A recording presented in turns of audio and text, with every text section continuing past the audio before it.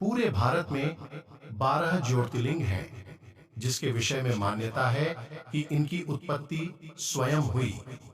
इनके अलावा देश के विभिन्न भागों में लोगों ने मंदिर बनाकर शिवलिंग को स्थापित किया है और उनकी पूजा करते हैं। भारतीय सभ्यता के प्राचीन अभिलेखों एवं स्रोतों से भी ज्ञात होता है कि आदिकाल से ही मनुष्य शिव के लिंग की पूजा करते आ रहे हैं। लेकिन क्या आपको पता है कि सभी देवों में महादेव के लिंग की ही पूजा क्यों होती है? इस संदर्भ में अलग अलग मान्यताएं और कथाएं हैं। एक बार शिव को अपना होश नहीं रहा और वह निर्वस्त्र होकर भटकने लगे। इससे अर्षियों ने उन्हें शाप दिया कि उनका लिंग कटकर गिर जाए। इसके बाद शिव का लिंग कटकर पाताल में चला गया। उससे निकलने वाली ज्योति से संसार में तबाही मचने लगी। इसके बाद सभी देवतागण देवी पार्वती के पास पहुंचे और उनसे इस समस्या का समाधान करने की प्रार्थना करने लगे। इसके बाद पार्वती ने शिवलिंग को धारण कर लिया और संसार को प्रलय से बचा लिया। इसके बाद से शिवलिंग के नीचे पार्वती का भाग विराजमान रहने लगा। यह नियम बनाया गया कि शिवलिंग की आधी परिक्रमा होगी।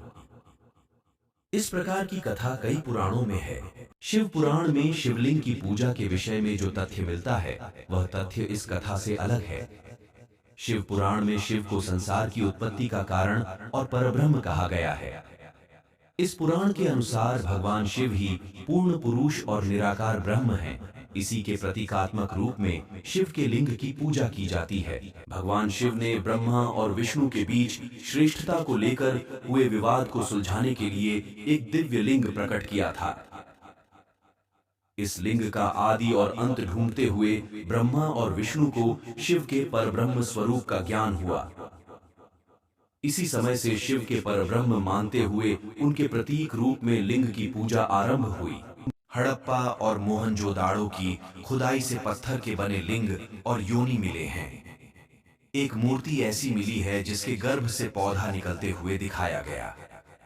यह प्रमाण है कि आरंभिक सभ्यता के लोग प्रकृति के पूजक थे। वह मानते थे कि संसार की उत्पत्ति लिंग और योनि से हुई है। इसी से लिंग पूजा की परंपरा चल पड़ी। सभ्यता के आरंभ में लोगों का जीवन पशुओं और प्रकृति पर निर्भर था, इसलिए वह पशुओं के संरक्षक देवता के रूप में पशुपति की पूजा करते थे। सैंधव सभ्यता से प्राप्त एक सील पर 3 मुंह वाले एक पुरुष को दिखाया गया है, जिसके आसपास कई पशु हैं। इसे भगवान शिव का पशुपति रूप माना जाता है। प्रथम देवता होने के कारण ही इन्हें ही सृष्टिकर्ता मान लिया गया और लिंग रूप में इनकी पूजा शुरू हो गई।